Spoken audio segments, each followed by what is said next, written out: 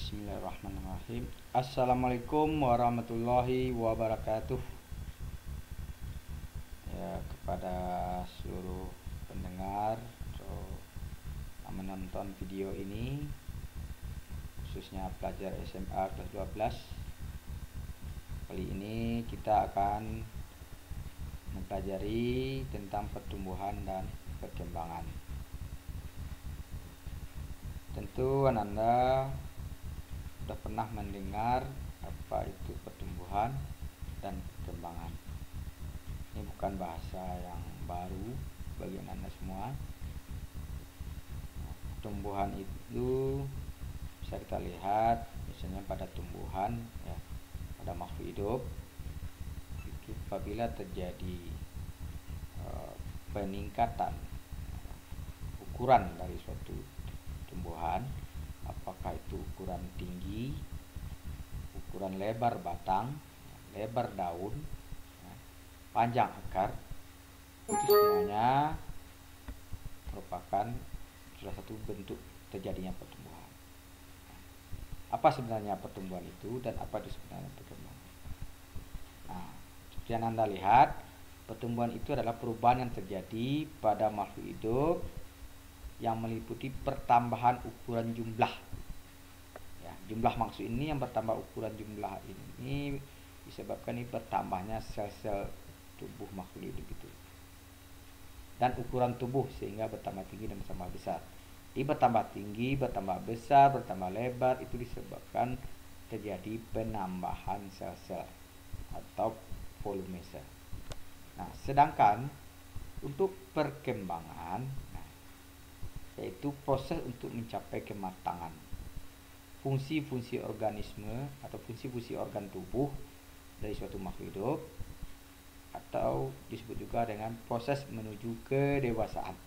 Nah, jadi perkembangan itu sebenarnya adalah proses menuju kedewasaan. Kalau pada tumbuhan, kapan dikatakan sudah berkembang? Pada tanaman yang memiliki bunga, apabila sudah berbunga dan berbuah, itu menandakan tumbuhan sudah mengalami perkembangan. Tetapi pada tanaman yang perkembangan biakannya melalui tunas, itu dengan munculnya tunas itu menunjukkan itu sudah jadi perkembangan atau kedewasaan. Jadi kedewasaan ini sebenarnya lebih kepada untuk mempertahankan populasinya, jadi untuk reproduksinya. Itu juga pada manusia. Kapan manusia itu sudah berkembang, sudah dewasa? Yaitu misalnya dari bayi dia mulai bisa merangkak, nah, itu sudah berkembang namanya. Dari merangkak mulai belajar berdiri, itu sudah berkembang namanya. Nah, sehingga sampai dia balik, ya, sampai dia bisa bereproduksi atau kawin dan menghasilkan keturunan, itu bagian dari perkembangan. Termasuk ciri tubuh, ya, ciri tubuh juga bagian dari indikasi terjadi perkembangan. Misalnya tumbuhnya jakun, ya. Biasanya pinggul pada perempuan, jakun pada laki-laki, kumis pada laki-laki, jambang pada laki-laki, itu bagian daripada ciri perkembangan juga.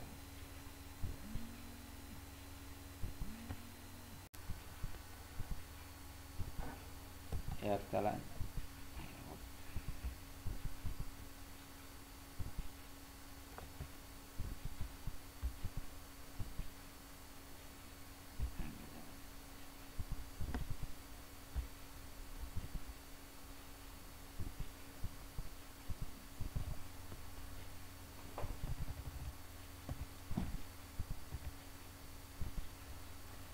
nah, perkembangan bakal buah. Jadi setelah berkembang biji, setelah biji matang, jijinya adalah terbentuknya embrio.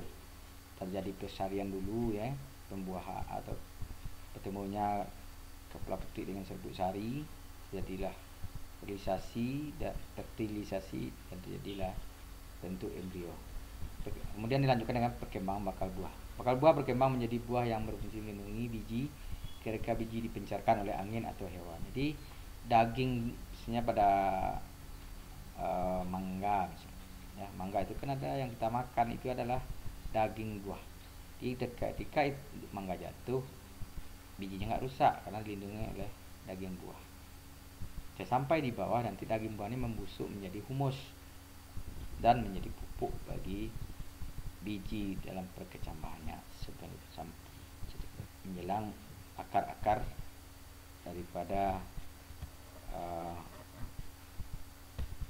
biji itu berkembang dengan baik. Kita lanjutkan. Nah, baru kita masuk perkecambahan. Perkecambahan itu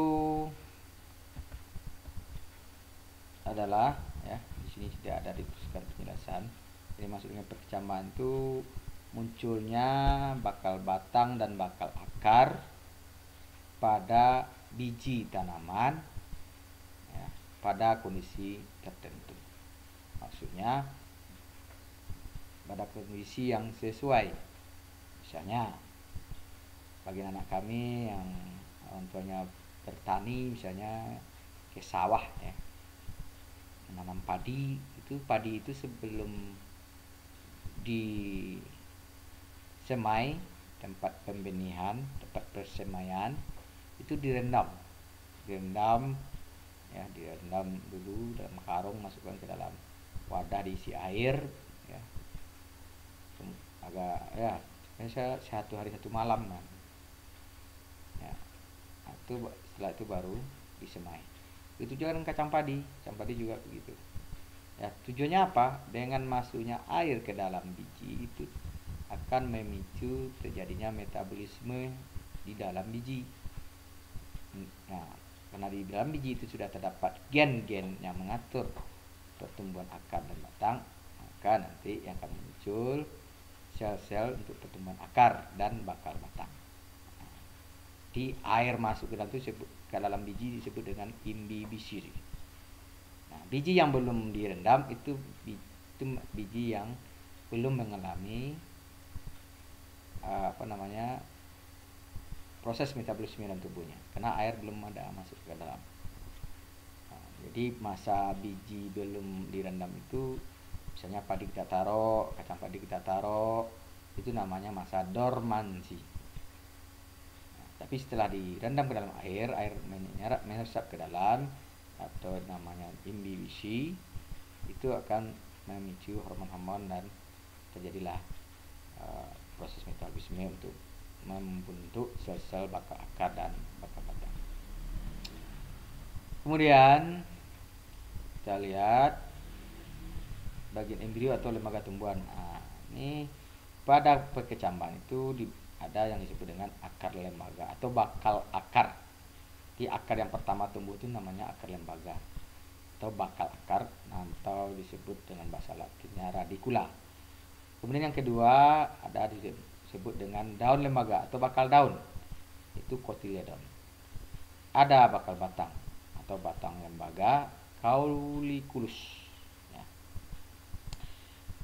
Ada bagian epikotil dari kecambah itu, yaitu ruas batang di atas daun lembaga. Di ruas batang yang dia bagian atas ketiak daun itu daun lembaga atau cotyledon, itu disebut epikotil. Yang kedua hipokotil, yaitu ruas batang di bawah daun lembaga. Jadi di bagian ketiak daun lembaga itu disebut dengan hipokotil. Nah, berdasarkan letak perkecambahan, letak posisi daripada biji itu sendiri ya, itu dibedakan saat perkecambahan, dibedakan dua, itu perkecambahan epigial dan hipogial. Mari kita lihat gambarnya ya. Ini adalah perkecambahan epigial. Mengapa dikatakan epigial? Kita lihat ya. Ini bagian hipokotil. Bagian hipokotil ya, terangkat ke atas tanah. Nah, ini terjadi pada pecahan hijau. Nah, ini yang disebut cotyledon tadi. Ya, ini plumula bakal daun ini. Jadi yang hipokotil, ini dia kalau yang jelas hipokotil. Yang bagian bawah, nah, ini jadi ini ya, ruas batang di atas daun lembaga, epikotil. Ruas batang di bawah daun lembaga. Nah, nanti ini kan daun lembaganya masih di sini. Ini adalah hipokotil. Nah, ini dia ya, di bawah cotyledon. Yang bagian atasnya ini epikotil. Nah, ya, ini kecaman epigial namanya, yang mana bagian hipokotilnya terangkat ke atas permukaan tanah. Kita lihat yang hipogeal. Nah, mana epikotilnya masih sebagian masih berada di bawah tanah. Nah, ya, kita lihat lagi bedanya. Nah, ini terangkat ke atas semua kotiledonnya. Ini kotiledonnya masih berada di bawah. Jadi yang paling jelas itu letak kotiledon. Jika kotiledonnya terangkat ke atas itu disebut dengan perkecaman epikotil. Nih, kotiledonnya terangkat. Kemudian yang masih berada di dalam tanah, kotiledonnya itu disebut dengan perkecaman hipogeal. Nah, hipogeal ya, itu jadi pada kacang kapri. Ya, jadi di gambar ini nampak namanya ada radikula, ini bakal akar, bakal daun, plumula ada dia.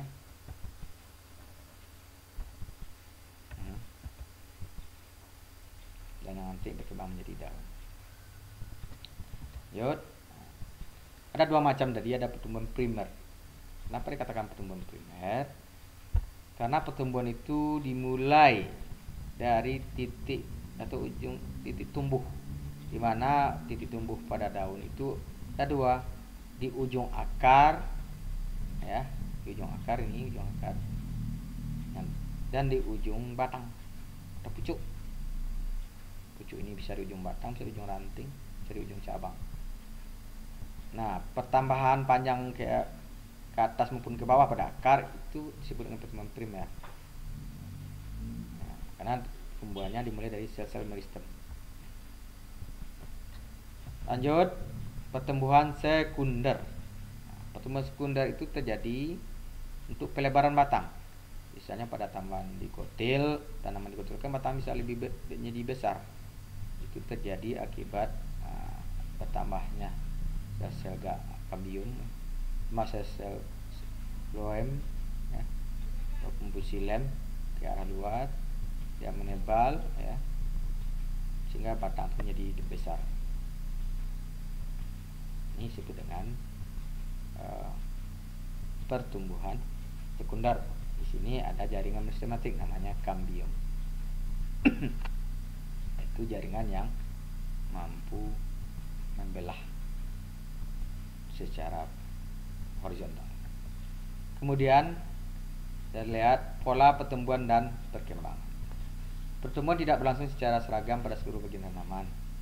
Pertumbuhan terkonsentrasi pada jaringan, pada jaringan meristem. Organ tanaman mengikuti pola pertumbuhan. Ada yang disebut dengan determinate, terbatas, misalnya pertumbuhan daun, bunga, dan buah. Ada indeterminate atau tak terbatas, terus tumbuh besar dan memanjang, sebelum dah tua, misalnya akar dan batang. Pola pertumbuhan tergantung pada letak jaringan meristem. Kalau jaringan meristemnya di ujung, dia akan bertambah panjang. Kalau jaringan meristemnya seperti kambium tadi berada di tengah, dia akan membesar. Nah, sedang terakhir, ya, untuk pertumbuhan dan perkembangan, ya, itu dipengaruhi oleh berbagai faktor. Yang pertama, ada faktor dari dalam tubuh tumbuhan itu sendiri, disebut dengan faktor internal.